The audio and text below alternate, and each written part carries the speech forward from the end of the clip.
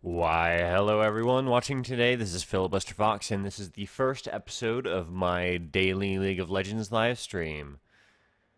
We're getting started right about now, and we're going to hop right into our immediate first game. I'm going to spectate one of my friends on my friends list now, because I know she just started the game, and hopefully they're doing a pretty standard meta game. We're going to go ahead and look at the champs left as we got a minute and 20 seconds left in this delay. So I'm going to go ahead and switch over to our spectate cam here with my newly adjusted window. So it should fit the spectate view quite well. And we're going to have a look at the situation here. We have on the blue team, Soji as the LeBlanc, FirediceZero7 as Darius, MC and Liberty as Vayne, Jalix as Zillion, and KikioCat as Shyvana in the jungle.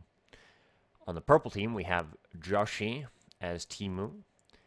We have Starghost as Warwick, Azurkale as Rumble, JN Jabba as Cassiopeia, and P-Star5 as Blitzcrank.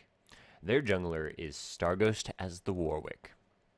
Now what we're going to be seeing in this game is, hello, streaming live, join us, oh my, okay.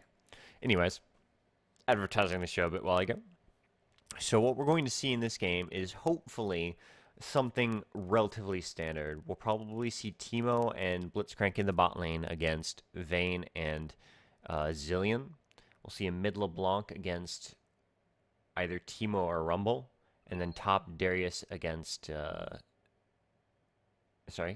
Cassiopeia will probably be mid, while the Darius will be top against Teemo or Rumble. Rumble, probably. Teemo said was going in the bot lane. I've already lost it, but we're loading into the game now, so we'll have a quick look at how this goes down.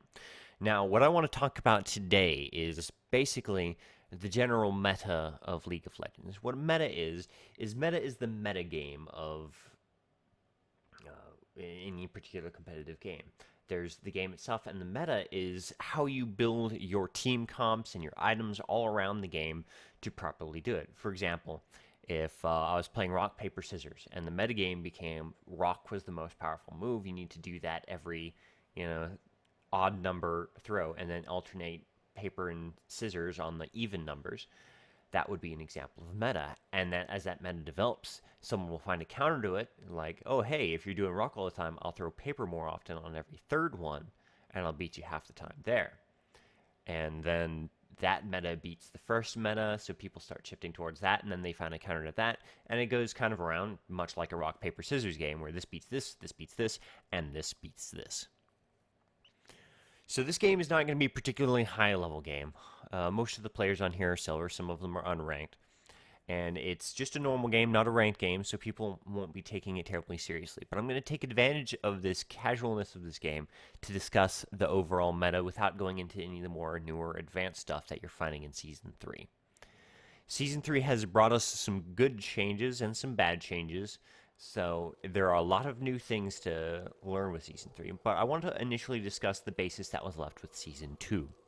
Season 2, the primary thing that you would see is the solo top lane would be a bruiser lane where you'd go someone like the Rumble or the Darius, and you'd bring them up top, and they would 1v1. Then you'd have the jungler, someone who can clear quickly and gank well. And then the mid would be an AP caster like LeBlanc or Cassiopeia. The bot lane would be an AD carry aided by a support, in this case Vayne and Zillion, in the other case Teemo and Blitzcrank, if they follow the meta. I'm not really sure what purple team's going to do here. It does look like they're going as expected here. Now, the whole point of this meta is the support protects the weaker AD carry. AD carry, like, we'll look at the Vayne, the more standard example than Teemo. The Vayne scales very hard in the late game. An AD carry is usually a ranged character who scales off of attack damage and will build things like Infinity Edge, Bloodthirster, such like that, in order to have that really high-end bursty damage and sustained damage and ability to push, basically destroy the structures and the enemy team if they're left alone to attack. They're reliant on their auto attacks usually.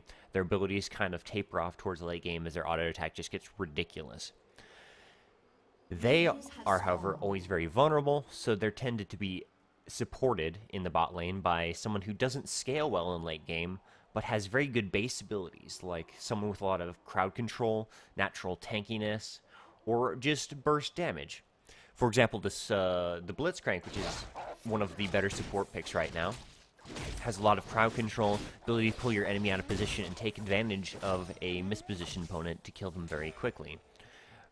Champions like Alistair, Tarek, Leona are all very strong crowd control tanky champions who, much like Blitzcrank, support that bot lane by providing kill opportunities and just being difficult for the other side to kill. Then you see someone like Zillion, who has some mobility bonuses. He can slow the enemy and speed up the allies, and also has that revive power at level 6, which is very helpful in a bot lane fight. But early on, his best support is his Time Bomb, which we see on the Teemo here, which is going to do a lot of damage based just by leveling that ability, without having to buy a lot of AP or anything. It's not going to scale well in the late game, but early on it's going to do tons of damage. That is another approach to the support role. Alternately, there's a sustained support like Soraka or Sona, who are there to keep the healing on the AD carry and provide some limited crowd control, some damage, things like that. Each matchup and support champion adjusts with their AD carry differently, and each provide different advantages and different styles to the lane. But that is the general idea of bot lane. You've got the AD carry getting all of the farm from the minions, trying to get as much gold as possible to get that late game build as soon as possible to start carrying the game, thus carry. But early on they need that help from the support. The support generally will be spending money on the wards to protect the lane. They'll be not getting much gold income other than from gold per 5 items, which they will use to stay in the fight. Now I'll see both of them have warded up here to prevent. That way, if a jungler starts to come, they get forewarning and can get out of the lane before a gank goes down. That is generally how the bot lane meta works. There's a lot more details and a lot of matchups there, but we're not going to go into those right now. We're missing a lot of action, I know. We're going to come back to the action later. What I'm going over now is just the general meta. Mid lane is generally an AP caster who does lots of damage, not necessarily tanky, but can be. And they scale well early game, and they do a lot of damage late game with a proper build. Alternately, they can go fairly tanky and have good crowd control. Their general strength in Season 2 was with the roam middle. You need someone who's able to move around and attack the top lane, attack the bot lane, gank the junglers when they're in their jungle, and you have vision of it. This is the most centrally positioned role, and very important that you be able to get around the field to get to the fights in time, pick up some kills, and snowball in your lane. Then we have the top lane, which is Bruiser versus Bruiser. These are going to be left alone for the majority of the game. Occasionally one will push up like this Darius and be vulnerable to a gank by the enemy. And that is the only situation where you'll really see the junglers get involved and the mids get involved. This one is being extra aggressive and making themselves vulnerable. A few well-placed wards can keep the top lane very, very safe. So they tend to be left alone. It also happens to be a very snowballing lane, because once one person gets ahead, the way the champions are designed there, they really just keep going ahead and ahead and ahead. They make a huge difference in the early game, but late game fall off, and the more important lane is actually the AD carry in the bot lane. How the AD carry performs at the late game is generally the most decisive factor if a game goes extremely long. Top lane can do extremely well early, but if they don't take advantage of that and get an earlier win, if the enemy bot lane is winning and that carry gets fed, they can just turn the game around that one character. Whereas the top lane adjusts the earlier and mid range of the game. In most cases. There are exceptions to everything, and there are differences to everything. One big thing that's happening now, as we see this LeBlanc picking up lots of kills in mid lane and dying herself to the poison of the Cassiopeia, is AD bruisers are becoming popular mid lane, like Lee Sin, Vi, characters like that, who are fairly tanky and have lots of gap closers, the ability to kill, and they can just build Black Cleaver to ignore armor, which is the current strength of the game right now, is that armor pen. So AD characters are very popular. Another AD bruiser in mid is a very popular choice right now. That actually started up towards the end of Season 2, when I believe Froggen started using a lot of Lee Sin mid, and people started picking up on how good that actually was. The jungler, the last role I haven't discussed yet, is most responsible on the team for providing map control and ganks. Support is also very heavy onto map control. Every lane should really be warding. The support's going to be warding the most, followed by the jungler generally. Because that jungler is going to be moving around, and he's going to need those wards, and even pink wards in positions to open up ganks so he can get in lane, like this Warwick is doing right now. He's coming over to kill this this very low Darius. Ooh, didn't quite get the ult off to try to kill the Rumble with him. But that was because there was no ward top. He could walk right into lane and do it without a care in the world. Not a problem. Free kill for them. There was no defense up there. Darius was overextended, low health, and had no ward. The jungler also provides map control in the form of map buffs.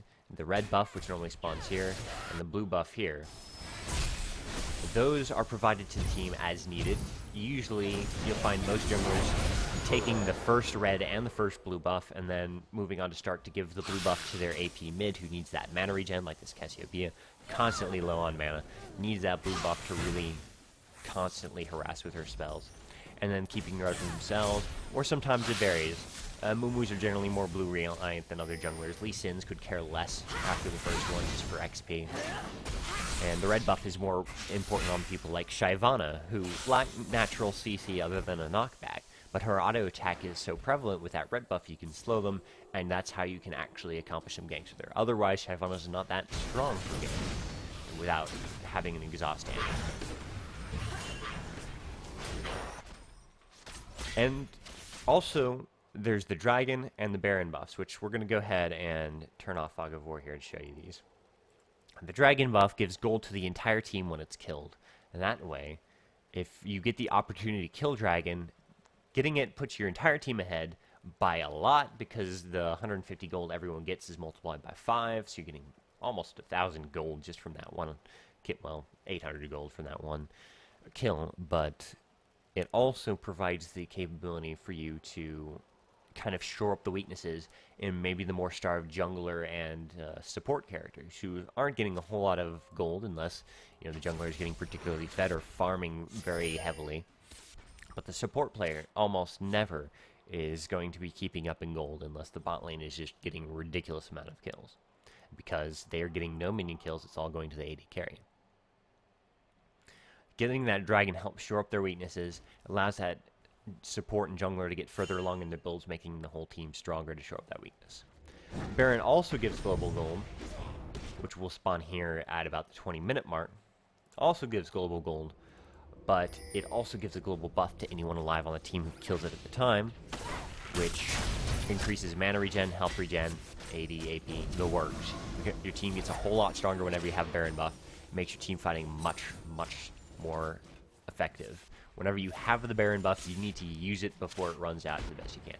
This little Blanc is getting really fed in this game we're observing here. Just killing that Cassie all over again. And it's just going to get easier and easier as she gets further ahead.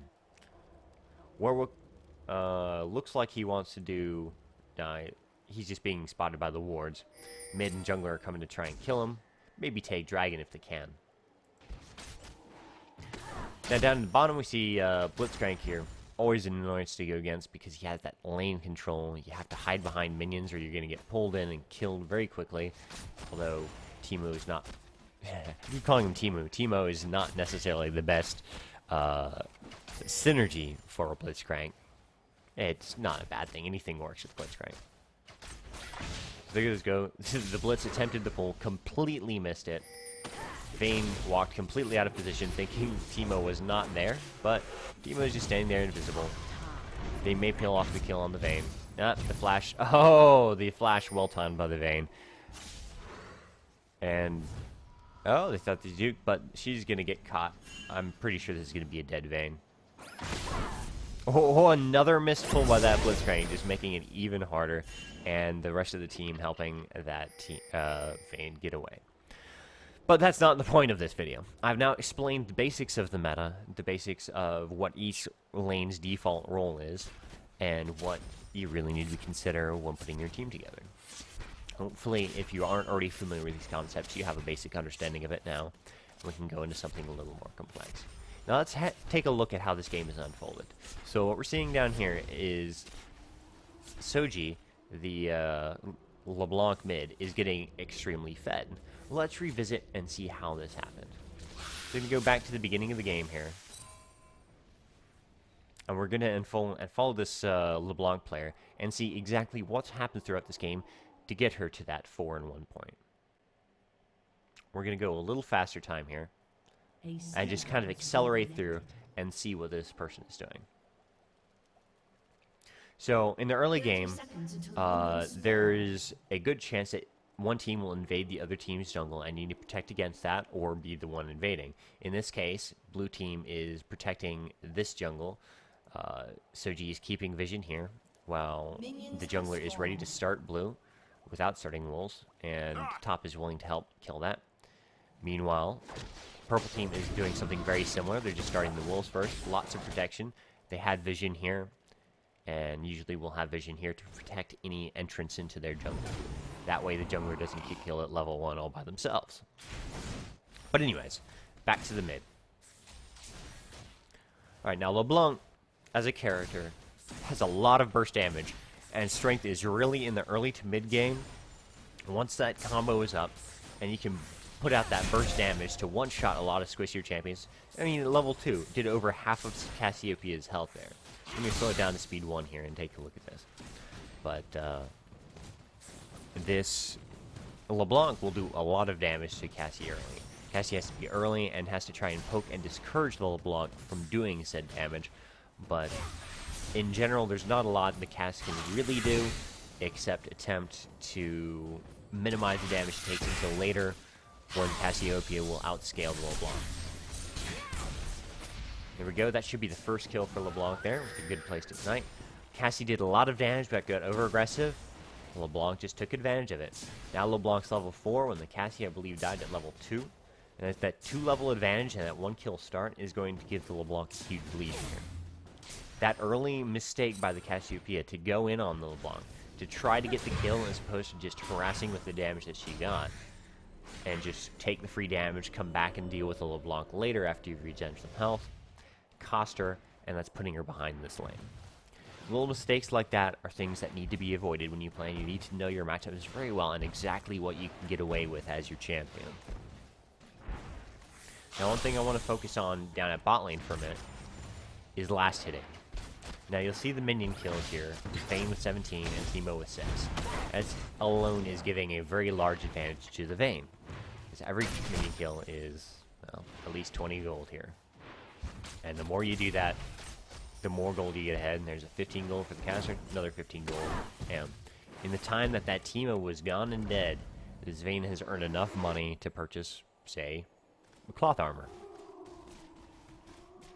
The more ahead you get, and the more accurately you last hit, the better you control your lane, and the more ahead you can get. Absolutely the most important thing is to really farm those minions. If you get 10 champion kills, okay. If you're 40 far behind, it doesn't really matter. You've got 10 champion kills. Eventually, they'll start to devalue if they're never getting any kills.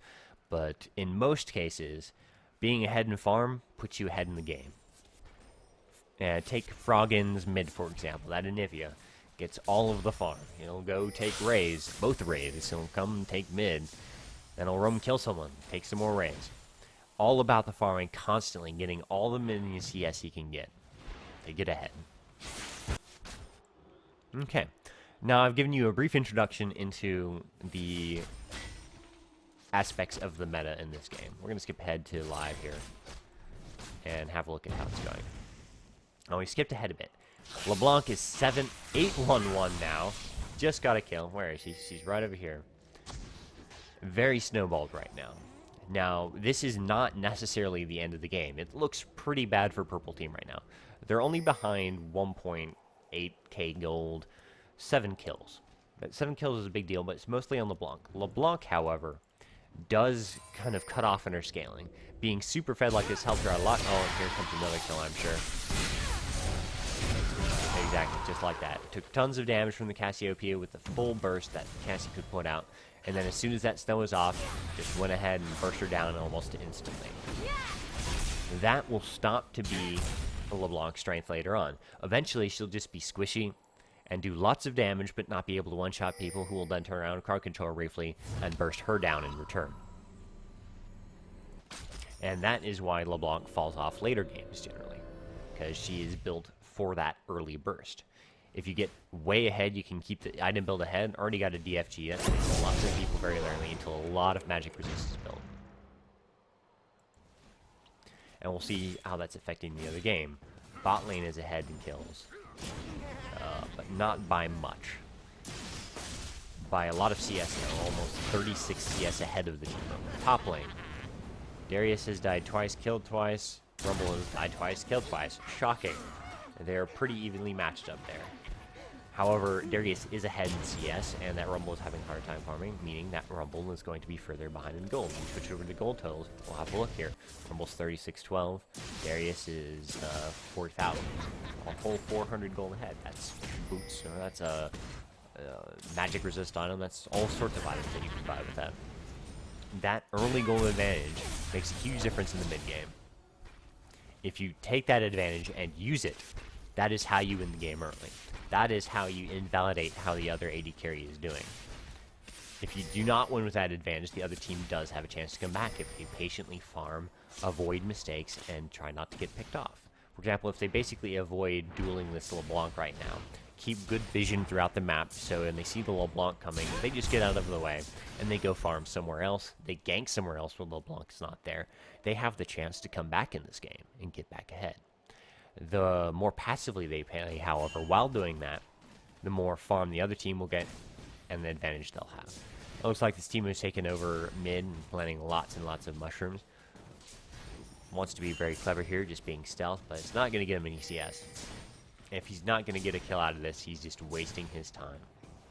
Obviously, they can't see him because they don't have vision, but he's either going to have to make his move quickly or get out of dodge. Or he can just stand there, place a mushroom, and walk away.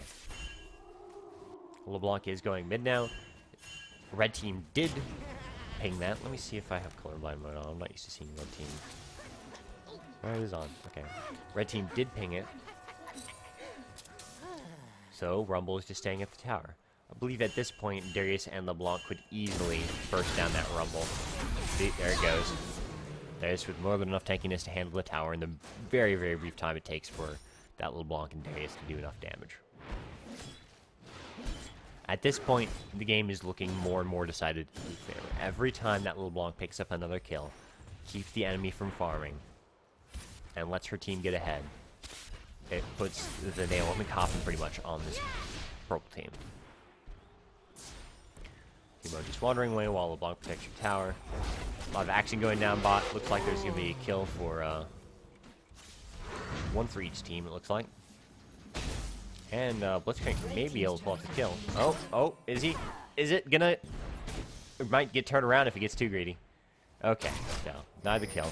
Bane getting away with barely any health. Warwick coming in nice and quick. If his flash is up and his ult is up, let's see. There we go. Oh, the flash was up, but the ult was not. Got a Q in, might die to the Vayne in exchange. But instead, oh, he's gonna be greedy and he's gonna get killed. Is he? That Blitzcrank could easily get that Vayne killed if she moves out of position. And Warwick left, knowing that Vayne could kill it. Blitzcrank did miss the pull. Blitzcrank has been missing every pull I've seen so far. So, not surprisingly, that Warwick would want to risk that. Anyways, enough looking at this game. We're not here to spectate this game. We're here to learn about the basics of League of Legends. Remember, taking towers is one of the most important things you can do. Much like Dragon gives global gold to your team, and it gives you stronger map control. There are a few instances where you do not want to take a tower. For instance, if you are getting super fed by constantly killing bot lane in the first 10 minutes, and they just keep coming back and feeding you more, don't kill their tower. Don't let them farm in the safety of their upper jungle here. Force them to stay in lane and fight you. In most cases, aside from that, however, you do want to take the tower. See if this Vayne can kill Cassiopeia. Getting a lot of damage down. Cassie's just running away. Looks like Cassie's gonna die unless she can turn around and ult. Down she goes. Probably should have stood and fought that one, but I think she would have lost it in either case. She's way behind. 2-8 Cassie. Alright, that should suffice for that. We're going to go ahead and back out of this game and go back to the main screen here. It's been about 25 minutes of live streaming, so I'm going to take a quick break here, have a bit of water, and I'll be back with you in just a few minutes as soon as this finishes loading so I can switch camera over to the logo.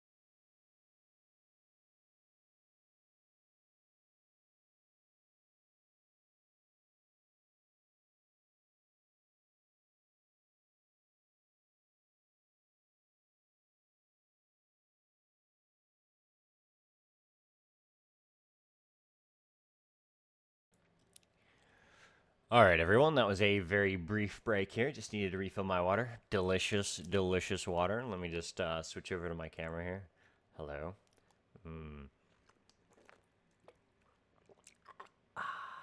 Delicious. Gotta love the water. It's a wonderful thing. Drink water, tons of it. Camera's having some trouble focusing on me because I keep moving around on it. It doesn't like that. But drink water. It's good for you. It doesn't make you fat like soda. And it's refreshing. I love water. Learn to love it. It's a great thing. So let's hop right back into it, shall we? We're going to switch back over to the spectate cam here. And we're going to look through the live matches that are going on right now. This 5-minute match doesn't look far enough along, so we're going to hop into that one. I want to get something fairly early, and I want to take a look at the AD carry in this game. One of the AD carries. Now, this is a mostly diamond game, which means it's probably diamond elo. Currently, with a few players who've improved their elo since Season 2. Particularly the one at the bottom there who was unranked. May have just joined late, something like that. So, I'm going to random select one of these two AD carries, Ashe or Misfortune. I'm a big fan of Misfortune, so I'm going to follow this Misfortune around. Where are you? There you are, Misfortune. Alright, now we're going to watch how this Misfortune plays. Down here at the bottom, we'll have a look. She's got 24 CS to Ashe's 34. 1-1 to Ashe's 0-1. So she's going to be about on par, depending on if that kill was first blood or not. She may even be ahead. But, oh, there goes in a gank attempt by that Shaco. I don't think it's going to accomplish much. Going to do a lot of damage on the support. That should even out the lane fairly nicely. Oh, they might pick up the Lulu. Oh, down goes the Lulu. In comes Shen to turn around and kill on the Shaco. And we're going to see Shaco having to chase back. Janna might get taken down in this one, or even Misfortune, depending on if Shen can get another taunt off in time. Oh, and the Karthus ult may get absolutely nobody. That's right, absolutely nobody. It does get them all very low, forcing probably all three of them, or at least two of them, to go B. Giving Ashe a chance to farm even though she lost her support. It was good counter gank by the Shen there, making a bad situation bearable. Now you'll see that Ashe is going to get further and further ahead. Misfortune did pick up a second kill though. So if we look at the gold totals here, 22-18 versus 18-70. That 15 CS lead is just not enough to make up for those two early kills. I believe one of those was probably first blood given the amount of that difference there. So, coming back as this Misfortune gets back in, we're going to take a quick look at what she's built so far. She has boots, potions, Doran's Blade, and a Vampiric Scepter. So, either she started boots and potion, or she started longsword and potion, or Doran's Blade. Not really sure. I'm leaning towards the longsword and potion based on the order that her items are in.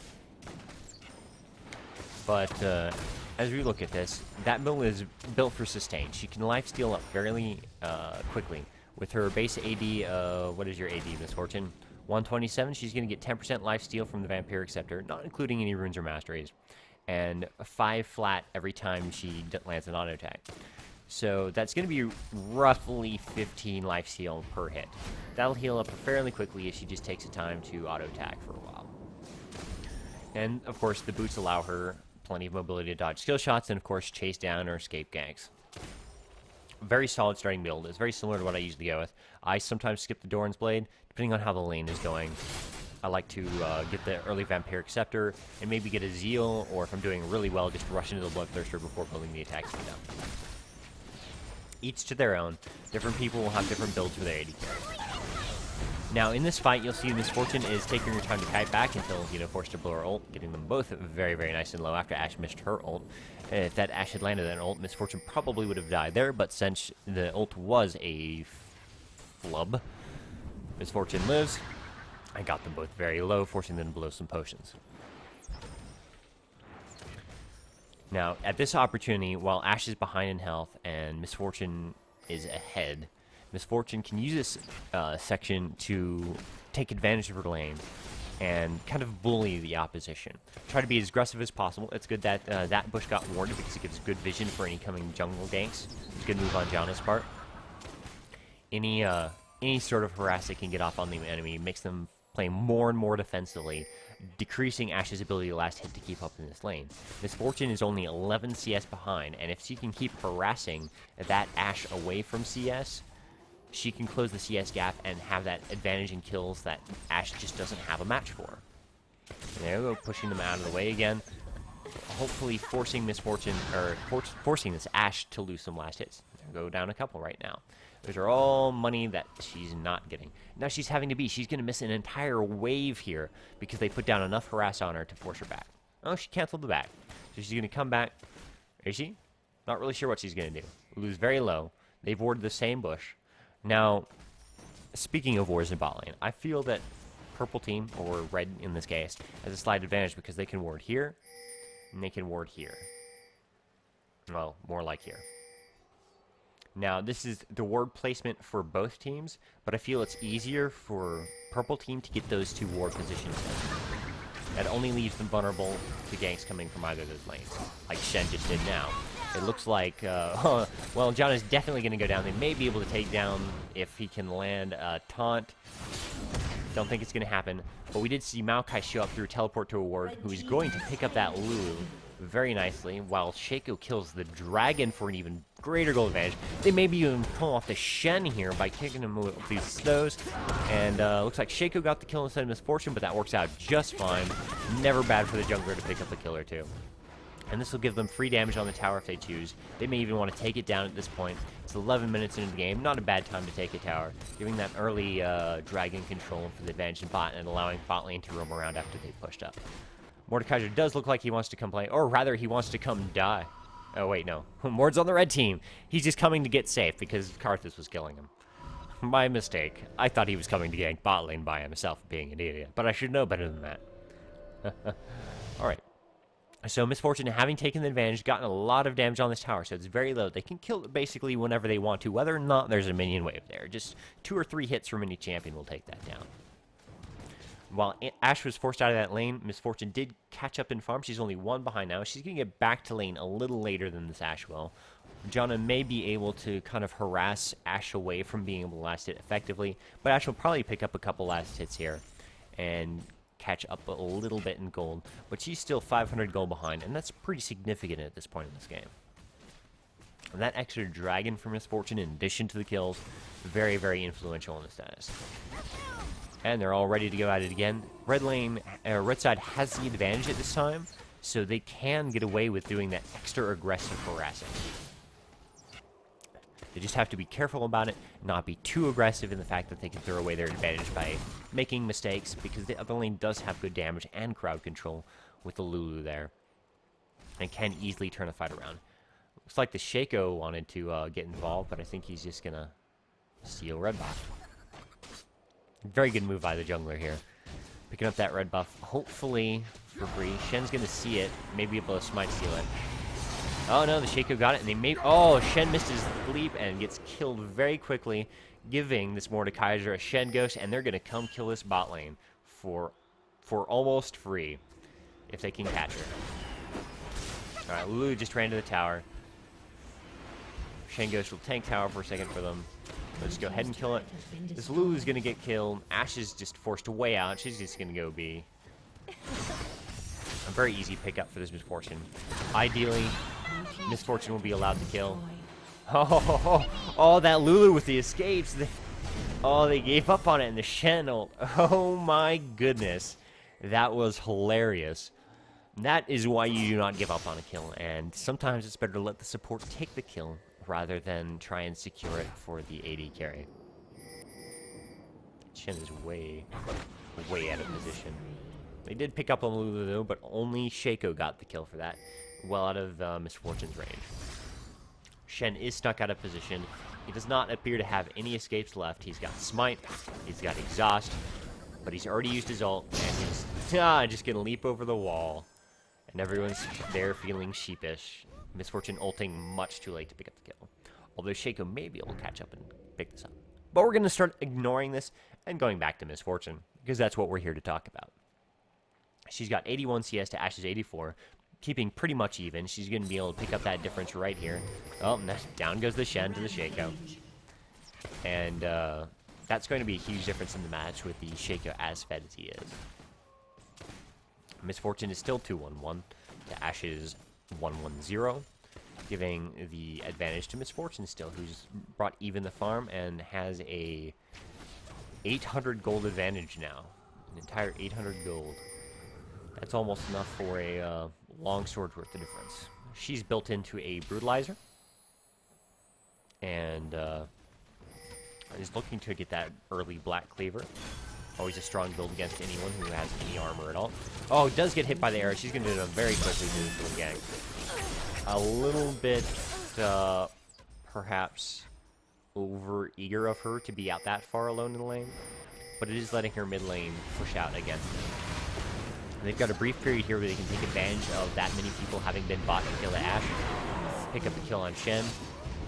Maybe get the Karthus. Probably just have to try to run away. Karthus may pick up the Shaco. Oh, no. But Cat will. Cat picks up the Shaco. Karthus does get killed. And manages all. He will kill the Ghost, at least. Oh, that Katarina. Can she get away? Can she do it? No. No, she cannot. No escape for you, Katarina. So, that's going to bring us back over to waiting for Misfortune to respawn and get to lane. Lulu pushing Malphite out of the top tower. Mordekaiser just being a man and taking minion waves and tower at the same time for no reason.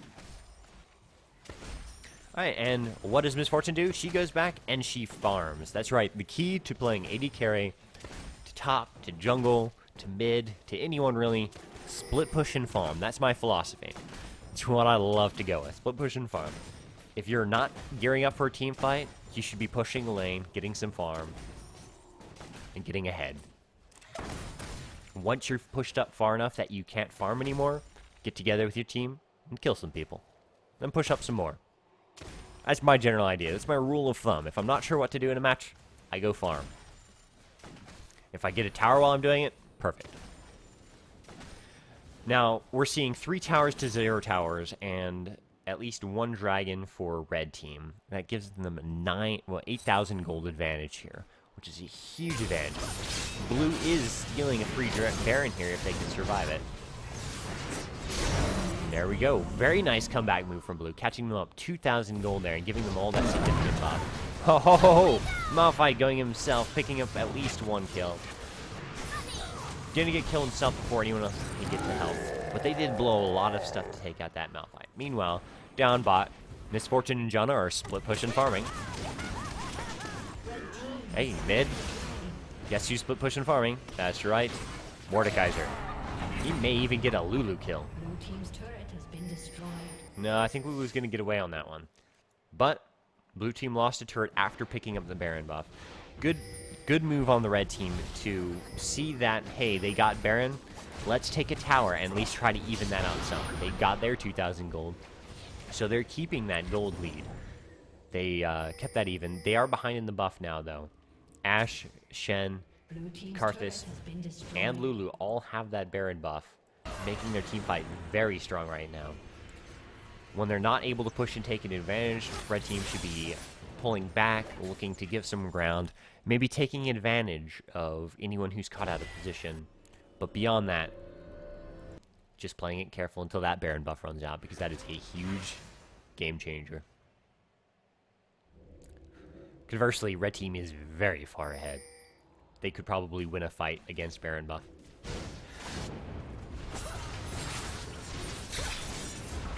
They're fighting without Malphite.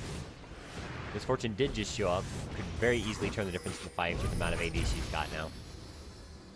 We'll have a look at her again. She's up to 208 AD. Very nice. Not much attack speed yet. Just going for the pure damage as opposed to attack speed. I always like building a little attack speed because that gets your W on that magic damage stacking a little more quickly. But she maxed out Q pretty quick there, so it's very good to have the attack damage for that early.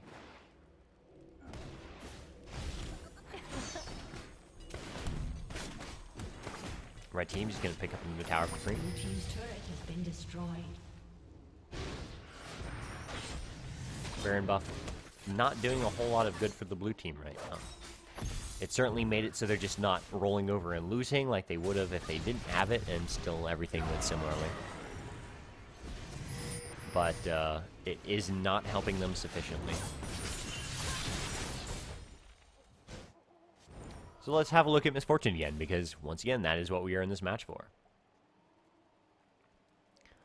Taking a look at her farm to ashes, she's now ahead by 7 farm. She's behind by 1 kill, but has an assist to make up for it. But all the global gold they've been getting still leaves her 900 gold ahead compared to her counterpart. Very good position to be in as an AD carry with that far of a lead.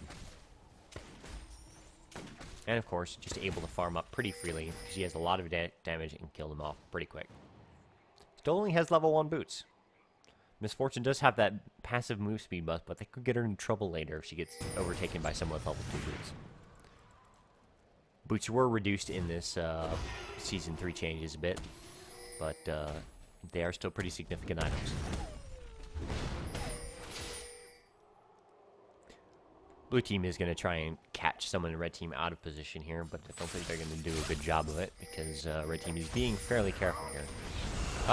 But Morn does get hit by the arrow without his shield up. He's got to try and get it. Oh, it goes down way too quickly for him to do anything.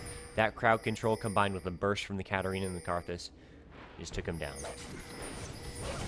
Looks like red team's going to go on 2-on-5 at their tower here. A very gutsy move. The tower's going to go down anyways, but they got a lot of damage on that Katarina. Malphite just teleport and ults in, getting Ash down to like a 3rd health. Oh, and the Misfortune ult doing even more damage. Karthus is very low, but may be able to pick up a kill here. Especially if his ult is up. Oh, the ult is up. Karthus is going to get at least 1 kill there. Misfortune barely getting away. Janna surviving just barely, but I think Lulu's going to catch her. Moves predictably, but that shield up just in time to avoid dying to that Lulu Q. Shikdo does get picked off by Shen. Lulu being very brave with her very low health against 2 characters. That was a fairly decent fight for both teams, actually. Red team lost 3 people. Blue team lost 2. Red team also lost a tower, but considering the Baron buff in that last push and they were caught out of position to win in kind of haphazard, it didn't turn out as badly as it could have for the red team. And going back to Misfortune, who you may note has not bead since taking all that damage because she has a lot of lifesteal. She could just heal it all up given the opportunity. But let's look at her available gold. 600 gold. She may pick up on. There you go. There's the Bloodthirster, exactly what I was waiting for. Waiting for. That Bloodthirster going to give him a lot more sustain, a lot more damage, and just going to be an overall good situation for that Misfortune. Once you have the gold for Bloodthirster, unless you're going to get a lot of money by sticking around, you generally want to be and pick it up, because once you start building up those stacks, well, you really want to start building up the stacks as soon as possible with Bloodthirster. You can build up to 30 stacks, which increases your AD and your lifesteal, and you'd rather be killing those 30 minions while you have Bloodthirster than before you buy it.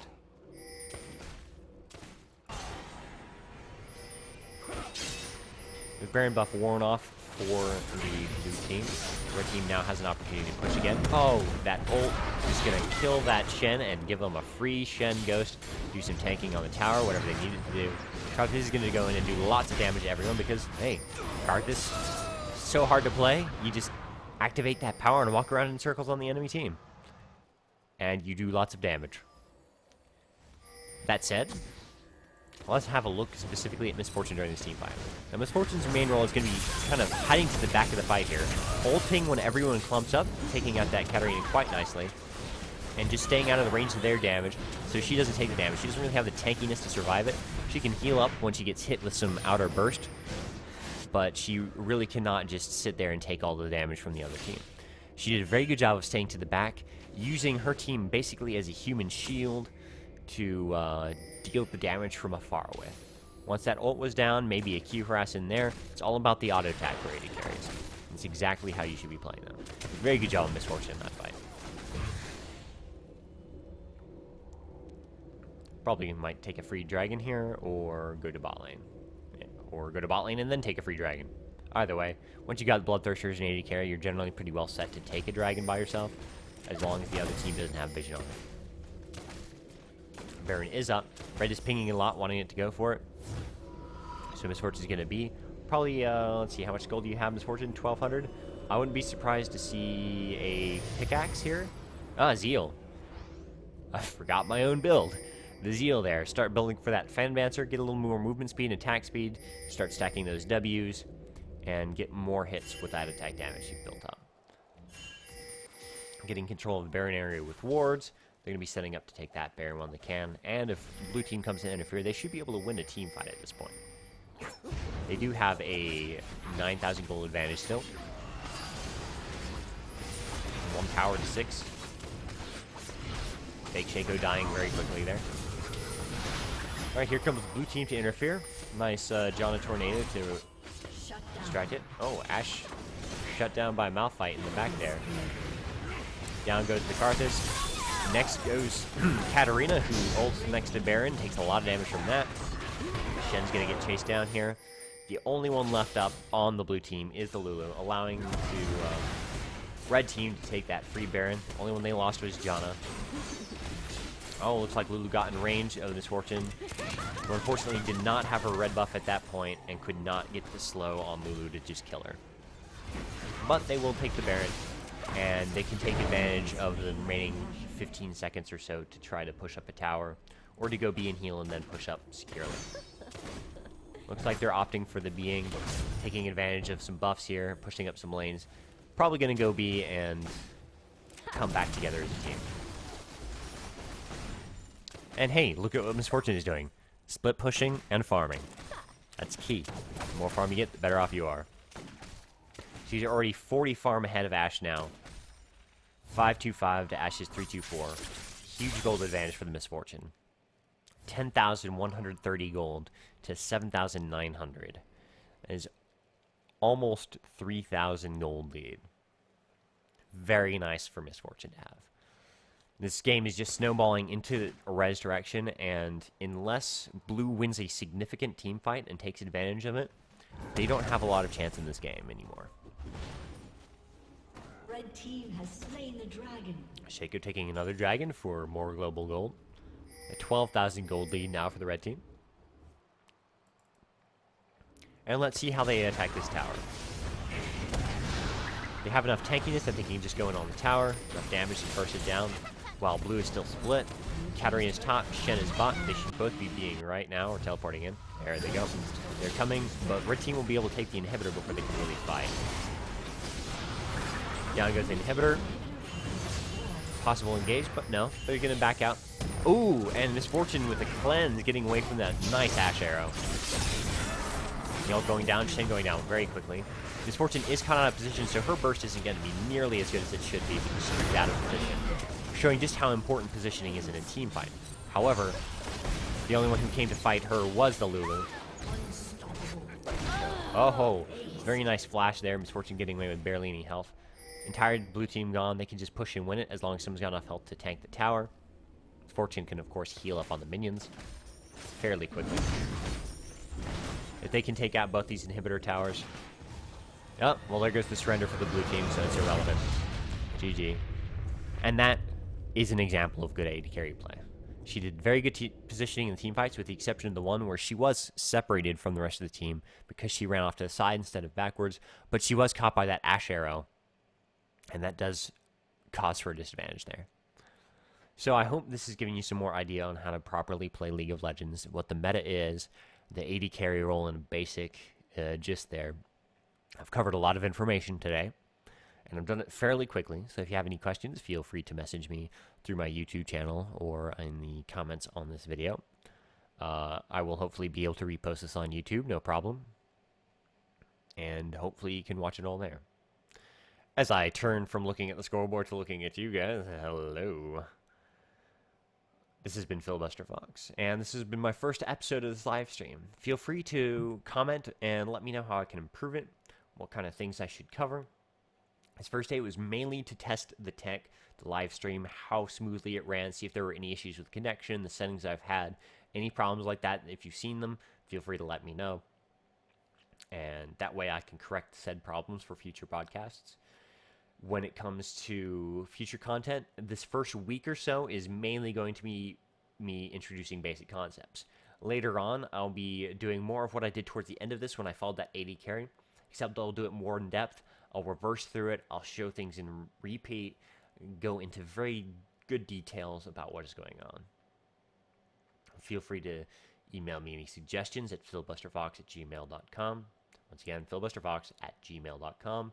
You can just send emails there with suggestions. You can also post in the comments either on the live stream video archives or the YouTube channel. And of course, feel free to tell your friends if you think this is informative and that they can benefit from it. Feel free to share the word. The more people I get, the more likely it is to be a longer term series.